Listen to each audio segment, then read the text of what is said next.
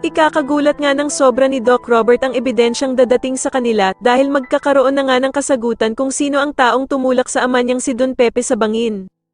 Dito nga ay mapapasa kamay na ng mga pulis ang video recording ng nangyaring aksidente kay Don Pepe, kaya naman ay agad nga nila itong ipapakita kay Doc Robert. Samantala ay magkakaroon nga ng good news sa Apex dahil sa tuluyan na ngang magbabalik si Annalyn sa pagtatrabaho dito. Kaya naman ay agad na ipapatawag ni Giselle ang lahat ng tauhan sa Apex upang i-welcome si Annalyn sa pagbabalik nito sa kanila.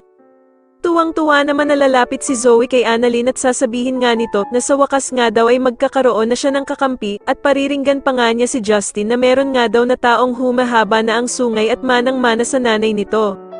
Pero agad namang sasagutin ni Justin si Zoe na ibig sabihin ba daw nito na kriminal din siya katulad ng kanyang nanay na si Moira. Kaya naman ay agad na namang aawatin ni Annalyn sila Zoe at Justin na malapit na namang magsalpukan.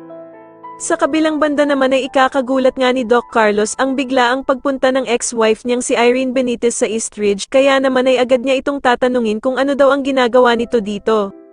Pero mukhang may binabalak lang talaga si Irene sa kanya at dito nga ay sasagutin lamang siya nito na gusto lang naman daw niyang magpagamot ng sakit niya dito sa Eastridge.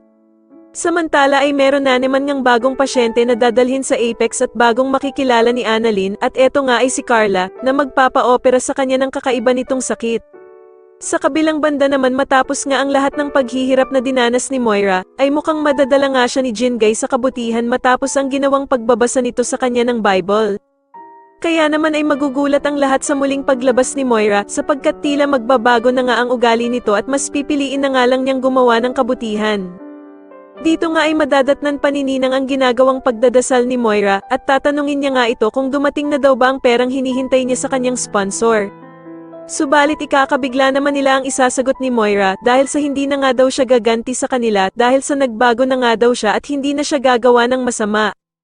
Sa tingin niyo totoo na nga kayang naging mabait na itong si Moira at dapat na nga ba talaga siyang magbago na ng tuluyan? Mas lalo na nga talagang nagiging exciting ang mga susunod na kaganapan kaya naman ay mas lalo pa nating abangan ang mas lalong gumigandang abot kamay na pangarap. Maraming salamat po sa inyong panonood at sana po ay mas subscribe niyo ako. Maraming salamat po.